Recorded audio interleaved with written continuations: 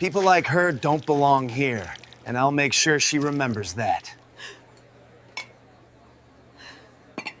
The diner smelled of freshly brewed coffee and warm biscuits, but Angela Brooks sat quietly in the corner booth, her hands folded neatly on the table. Her clothes were plain, her shoes worn down at the heels. To anyone walking past, she looked like just another weary face in the morning rush. But Angela carried a silence that drew attention, not because she wanted it, but because it followed her everywhere. For years, she had worked the overnight cleaning shifts at the hospital and the early mornings at the school cafeteria. People rarely noticed her unless she was sweeping in the background. She was used to it. Invisibility had become her armor. This morning, though, would be different. The bell above the diner door jingled, and in walked Officer Darren Mills, the kind of man who carried his badge not just on his chest, but in his attitude.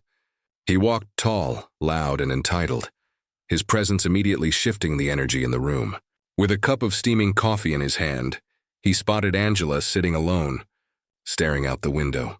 For reasons no one quite understood, Darren had always had a way of singling people out, and today, Angela became his target. "Morning," he said with a smirk that wasn't friendly. He leaned over her table, towering above her. "You sitting here like you own the place, huh?" Angela looked up, startled, but said nothing. Her silence irritated him. He tapped his badge, then his coffee cup, as if to remind her of his authority. "You people always so quiet until someone asks a question," he sneered. Then, in a moment that shocked the small diner, Darren tilted his cup just enough for the hot liquid to spill across the table, dripping dangerously close to Angela's hands. Gasps rippled through the room. A waitress dropped her tray. But Angela, she didn't flinch. She calmly lifted her napkin, dabbed the edge of the table, and whispered, "God bless you." "Officer." The humiliation should have broken her spirit, but instead, it only deepened her quiet strength. No one in the diner that day knew the truth about Angela Brooks. They didn't know the sacrifices she had made, the storms she had walked through, or the extraordinary life she had quietly nurtured behind closed doors. Most importantly, no one knew the remarkable son she had raised, a son whose name the whole world would soon learn. But Darren Mills had just started a chain of events that would turn the spotlight onto Angela, her son, and his own downfall. The story you're about to hear isn't just about cruelty and arrogance. It's about resilience, hidden greatness, and the power of a mother's quiet love. Because sometimes, the person everyone overlooks turns out to be the one who changes everything. If you're watching this right now, I want you to lean in and really listen. This story isn't just Angela's. It's a story for every person who's ever been underestimated, overlooked or disrespected simply because of how they look, where they come from, or the quiet way they carry themselves. By the end, you'll see why kindness matters more than status, why humility is stronger than arrogance, and why the love of a parent can raise a legacy that no amount of hate can destroy. So stay with me until the end, because the twist in this story will leave you speechless. And if stories like this move your heart, do me a favor. Hit that subscribe button and turn on the notification bell so you never miss another inspiring story like this one. This is the story of Angela Brooks. And the coffee that changed everything. Officer Darren Mills had been with the force for over a decade, and in his mind, the badge was not just a symbol of service. It was a crown. He wore it like armor, but not the kind meant to protect others. No, for Darren, it was a weapon of intimidation, a license to look down on anyone he considered beneath him, and that list was long. He was known in town for his heavy footsteps and louder opinions. When Darren walked into a room, conversations halted, not out of respect but out of fear. He spoke over people, corrected them when they hadn't asked for it, and demanded recognition for every small act he did. "If it weren't for me," he often bragged, "this town would fall apart." The truth, however, was less flattering. Darren rarely went out of his way to help. He handed out more insults than kindness, and his idea of protecting the community often meant targeting those who couldn't fight back. The poor, the elderly, or anyone he labeled as different. At the diner that morning, his arrogance was on full display. He sat down at the counter after spilling coffee on Angela, chuckling loudly as though he'd told the best joke of the day. "Did you see her face?" he said to the waitress, who nervously avoided eye contact. "Scared stiff. People like that. They don't belong sitting in booths taking up space. Should be grateful for crumbs." The word stung even for those listening in silence, but no one dared challenge him. Darren thrived on this, the uncomfortable silence that followed his cruelty. He mistook it for agreement, a sign that others respected him. In truth, they only feared what might happen if they spoke against him. He had a history of using that fear to his advantage. Parents warned their teenagers to avoid him. Workers at the grocery store dreaded his presence, and even his fellow officers kept their distance. His arrogance was exhausting, but his power made him untouchable, and Darren loved nothing more than reminding people of that power. "You know what the problem with this town is?" he said one afternoon at roll call, puffing out his chest. "Too many nobodies thinking they're somebodies. You give them an inch and they think they're equal to us. Not on my watch." The younger officers exchanged uncomfortable glances, but Darren didn't notice. He was too wrapped up in his own performance, convinced the world revolved around him. What he didn't realize, though, was that his arrogance was planting seeds of resentment all around him. Every cruel remark, every mocking laugh, every smug display of power was building a wall between him and the very people he believed respected him. And perhaps most dangerously for Darren, his arrogance blinded him. He couldn't see beyond appearances. He judged people by their clothes, their jobs, their silence. That's why he dismissed Angela Brooks so quickly. To him, she was just another quiet, poor woman who didn't deserve dignity. But what Darren didn't know, what he couldn't even imagine, was that beneath her calm exterior, Angela carried a truth that would shake his entire world. In his pride, he had poked at the wrong person, and the very silence he mocked would soon become the silence that roared louder than all his arrogance combined. Angela Brooks finished her shift at the hospital that night the same way she always did, with tired feet, sore hands, and a quiet prayer under her breath. She walked the dimly lit streets home, her shoulders heavy but her spirit unbroken. To the outside world, she was invisible. But Angela's silence was not weakness. It was discipline, born from years of hardship that had taught her the power of patience. Angela hadn't had an easy start. Growing up, her family lived in a two-room house in Birmingham, Alabama. Her father worked long hours in a steel mill, while her mother cleaned houses for families who barely looked her in the eye. From a young age, Angela learned how to survive on little and dream on less. She often told herself, "One day my struggle will become my strength." Her classmates teased her for wearing second-hand clothes and bringing simple lunches to school. Yet even then, Angela had a quiet determination. She studied harder than anyone else, not because she wanted approval, but because she believed knowledge could open doors that poverty tried to lock shut. Years later, life tested her in even harsher ways. When her husband passed away unexpectedly, Angela found herself raising her only son alone. She worked double shifts, cleaned houses on weekends, and sometimes went without meals just to make sure he never went to bed hungry. The neighborhood whispered about her sacrifices, but she didn't care. Her son, Jordan, was her reason for everything. Angela didn't have much money to give him, but she gave him what mattered most: discipline, values, and unwavering belief. Every night, no matter how exhausted she was, she sat with him at the kitchen table, guiding him through homework, reminding him of his worth. "You are more than what people see. Baby," she would say, brushing his curls from his forehead, "don't you ever let this world tell you otherwise. You walk with your head high because your mama knows you're meant for greatness." Jordan grew up with that voice in his ear, steady and strong. By the time he was a teenager, Angela noticed something remarkable in him. While other kids spent their afternoons roaming the streets, Jordan immersed himself in books, projects, and activities that sharpened his mind and body. He was curious, disciplined, and driven, qualities he had inherited from watching his mother's sacrifices. There were signs, subtle at first, that Jordan was not like the others. He picked up skills quickly, sometimes astonishing teachers with his grasp of difficult concepts. In sports, he displayed a natural talent for strategy and leadership, often turning losing games around with his calm presence. He didn't boast, though. He carried himself with the same quiet strength as his mother. Angela noticed, too, the way people underestimated him. just as they underestimated her. Teachers dismissed him until he proved them wrong. Coaches doubted him until he led his team to victory. He was his mother's reflection. Underestimated at first glance, but unstoppable once given a chance. Angela often sat in the bleachers during his games, clapping softly while other parents cheered loudly. She didn't need to shout. Her pride was steady, like a flame that didn't flicker. Inside, she knew her son's talent was only the beginning of something far greater, but she also knew the world could be cruel, especially toward young black men like Jordan. That's why she pushed him harder, loved him deeper, and prayed over him longer. She wanted him not just to succeed, but to be prepared for a world that might try to hold him back. What no one in town realized, least of all Officer Darren Mills, was that Angela's quiet strength had built something extraordinary. Her sacrifices had raised a young man who would go on to break barriers, inspire countless people, and command respect in rooms where others thought he didn't belong.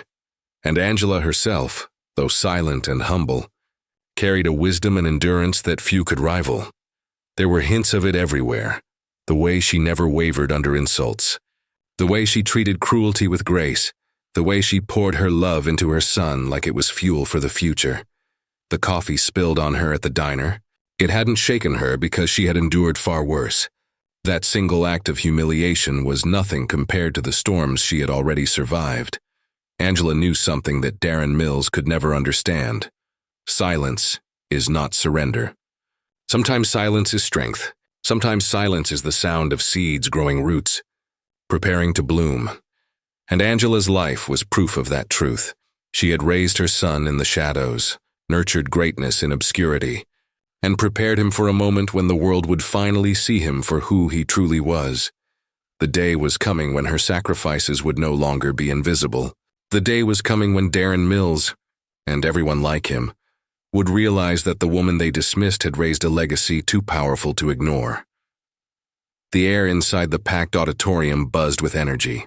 Families filled the rows, their voices blending into an eager hum. Banners hung across the walls, and camera crews lined the aisles preparing to capture what was about to unfold. This wasn't just another community event.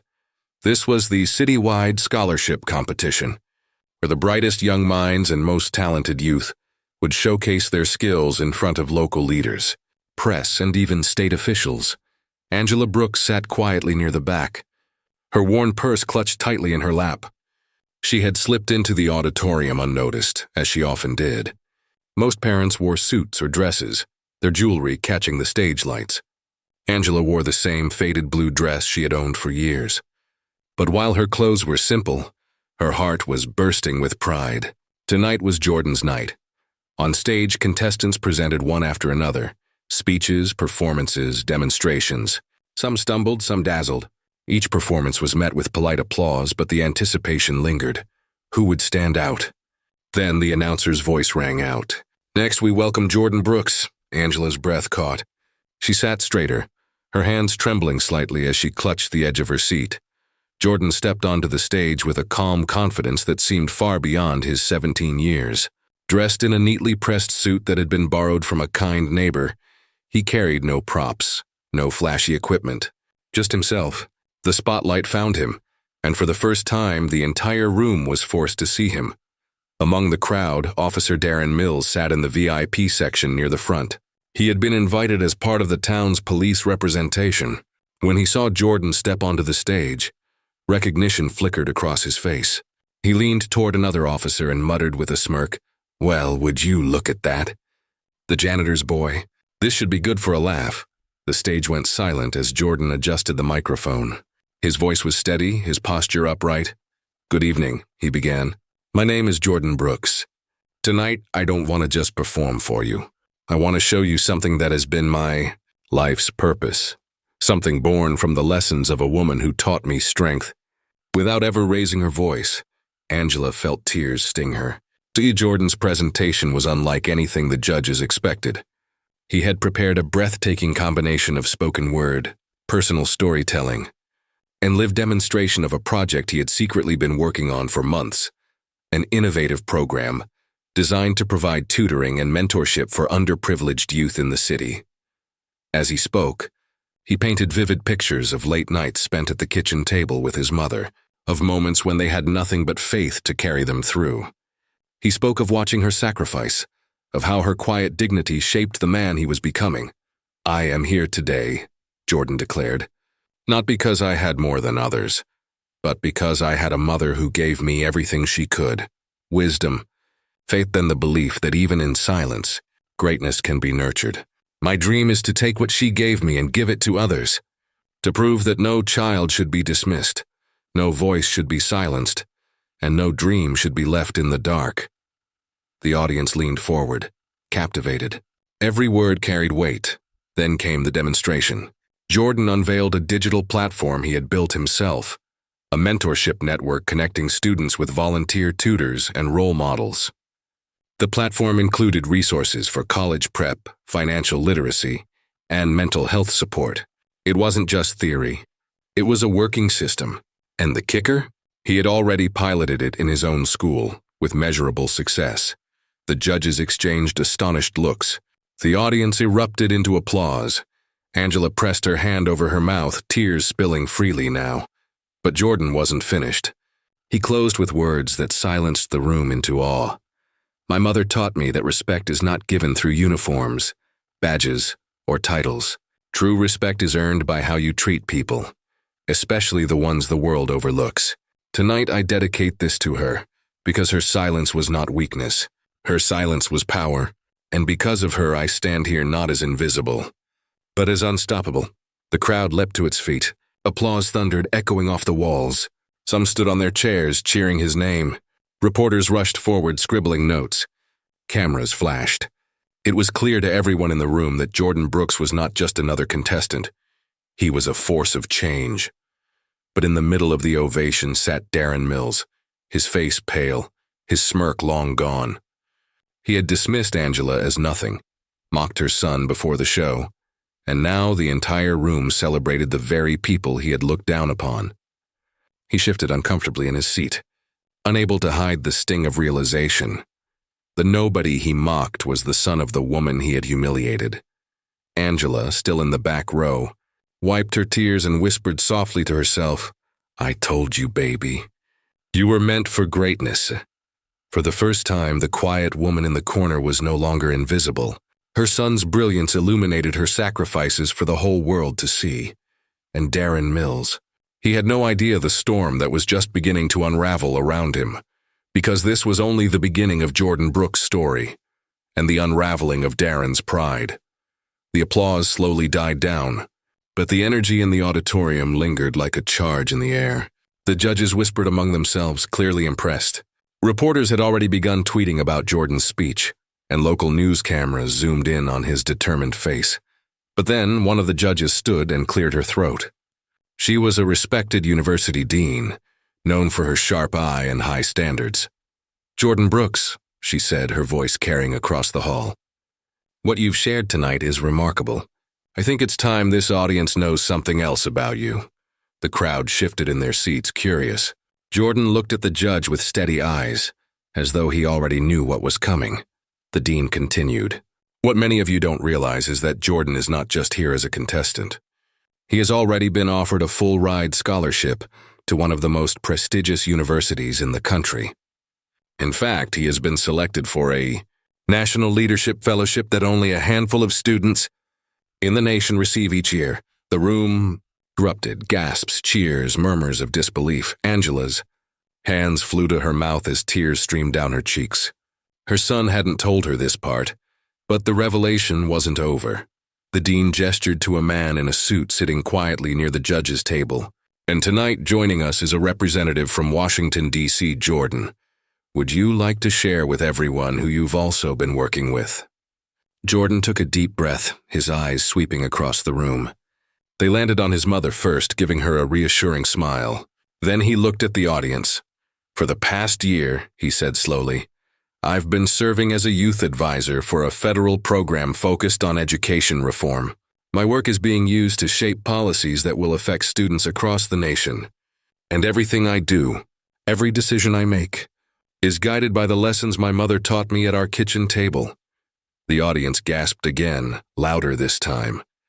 The realization swept through the crowd like a wave. This young man wasn't just talented, he was already influencing the future of education in America. Reporters scrambled for their microphones. Parents whispered in awe. Students looked at him with wide, admiring eyes. And then, like a spotlight swinging in the dark, all eyes shifted toward Darren Mills, because suddenly people remembered. This was the same officer who had mocked Angela in the diner, the same man who had spilled coffee on her just days before. Whispers rippled through the crowd. Someone muttered loudly enough to be heard. A man like that tried to humiliate his mother? Another voice followed. Unbelievable. He didn't even know who she was raising. Darren's ears burned red. He shifted in his seat, tugging at his collar. For the first time in years, the power wasn't his. The badge on his chest felt smaller than ever. Jordan, standing on stage, didn't need to address Darren directly. His very presence was enough. His brilliance, his humility, his respect for his mother, all of it exposed Darren's arrogance without a single word of confrontation. Angela sat motionless, her quiet dignity magnified 100-fold.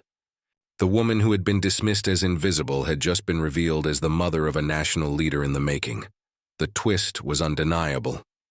The nobody Darren mocked was the mother of a prodigy. The silent woman he humiliated was raising a son whose name would echo far beyond that small town, and the arrogance Darren wielded so carelessly had only highlighted his own ignorance. In that moment, Darren Mills was stripped of his false superiority. The community that once sat in silence under his intimidation now looked at him differently, with disappointment, even disgust. The auditorium shook with applause again, not just for Jordan's talent, but for the truth that had been revealed. Angela lowered her head and whispered, almost as if speaking to her late husband, "He's everything we prayed for." The twist was complete. The tables had turned, and Darren's downfall had only just begun. The crowd's applause still thundered as Jordan stepped off the stage, shaking hands with judges and mentors. Cameras followed him, microphones reached for his voice, and reporters scribbled furiously in their notepads. The boy Darren had once dismissed as the janitor's kid was now the center of admiration and respect. Meanwhile, Darren Mills shrank in his seat. The whispers around him grew louder, no longer afraid of his badge. "Isn't that the officer who poured coffee on his mom?" one parent whispered. "Yeah," another replied, shaking their head. "What kind of man does that? To her of all people?" a teenager scoffed. "Bet he feels real small now." Darren clenched his jaw, trying to ignore the stares. But the weight of the moment was crushing. He had always thrived on the silence of others, mistaking it for respect. Tonight the silence had broken, and it had turned against him. As the event concluded, the dean of the university announced Jordan as the recipient of the city's highest youth honor. The entire audience rose to their feet in a standing ovation. Even local officials clapped, their faces glowing with pride. But Darren, he couldn't bring himself to move. Then something happened that sealed his humiliation. A reporter, camera in hand, recognized him and spoke loudly enough for the crowd to hear. "Officer Mills, didn't you just spill coffee on Mrs. Brooks earlier this week? Care to comment now that her son has been awarded one of the nation's top scholarships?" The entire room turned toward him. The spotlight he once craved now burned like fire. Darren opened his mouth, but no words came out. His arrogance, once his greatest weapon, had abandoned him. All he could do was lower his head in shame. Angela, sitting in the back row, didn't gloat. She didn't need to. Her quiet dignity was louder than any insult Darren had ever thrown. By the next morning, Darren's reputation in town was shattered. The local paper ran a story highlighting Jordan's victory, and included a not-so-subtle reminder of the officer's public cruelty. Social media lit up with outrage, and even some of his fellow officers began distancing themselves from him. He had spent years building a facade of power through intimidation. Now, with a single act of arrogance exposed, it all crumbled. The man who once mocked others from his position, the days that followed felt like a dream for Angela Brooks.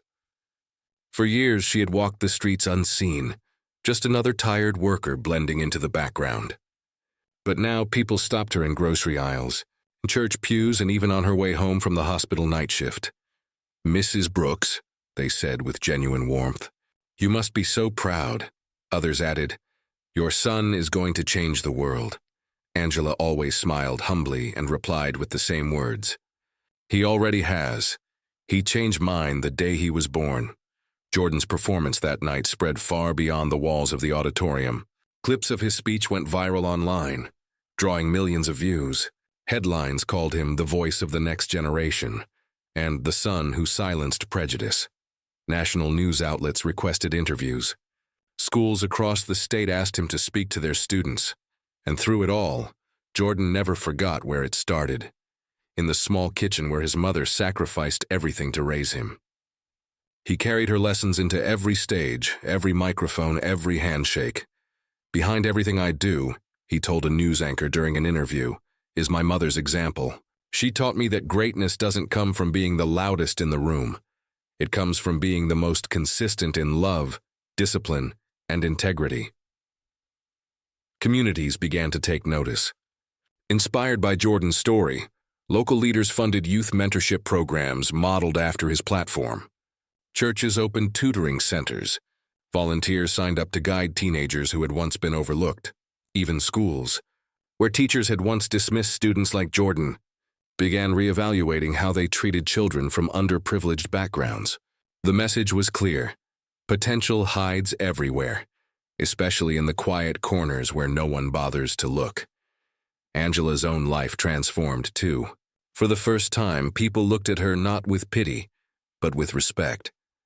Parents who once ignored her at PTA meetings now sought her advice.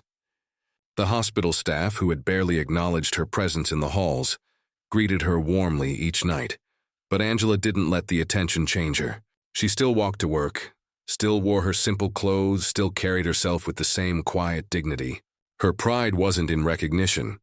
It was in knowing her son's light would shine long after hers faded. And what about Darren Mills? The man who once mocked her? The town no longer feared him. They saw him for who he truly was, a man whose arrogance blinded him. The badge on his chest no longer impressed anyone. Parents who once fell silent in his presence now spoke boldly against him. His authority, built on intimidation, had been dismantled by the quiet strength of a woman and the brilliance of her son. Jordan's victory was not just his own. It was Angela's. It was every overlooked worker's, every quiet soul who had been dismissed because they didn't shout the loudest. The community began to change because they finally understood. Silence is not weakness, invisibility is not insignificance, and respect must be earned through compassion, not demanded through fear. Angela often reflected on it during her evening walks home. She would glance at the stars above and whisper, "Lord, thank you, not for making us seen, but for making us useful." Because in the end, the true triumph wasn't just in Jordan's scholarship, or his national recognition, or even in Darren's downfall. The true triumph was in the shift of hearts. A town that once overlooked a quiet woman now learned to listen. A community that once bowed to arrogance now celebrated humility. And a world that once doubted a boy from a small kitchen table now prepared to follow his lead. Angela Brooks remained quiet, as always. But this time, the world leaned in to hear the silence, and it spoke volumes. Angela Brooks never raised her voice, never demanded attention, and never sought the spotlight. Yet through her quiet strength, she raised a son who would one day command it. Her story reminds us of something powerful. The measure of a person is not found in titles, wealth, or how loudly they boast. It is found in the way they treat others, especially those they think no one sees. Officer Darren Mills believed that arrogance made him strong, but in the end it revealed his weakness. Angela believed that humility made her small, but in the end it revealed her greatness. Every single one of us has the power to leave a legacy, not through flashy words or public applause, but through daily acts of love, sacrifice, and belief in those we nurture. Sometimes the world overlooks us, mocks us, or doubts us, but as Angela's story shows, even the quietest lives can plant seeds that change the world. So the next time you're tempted to dismiss someone, pause. You never know who they truly are, or who they're raising. If this story touched your heart, don't forget to subscribe to the channel, hit the like button, and share this video with someone who needs encouragement today. Because stories like this aren't just entertainment, They're reminders that hope, justice, and love are still alive. People like her don't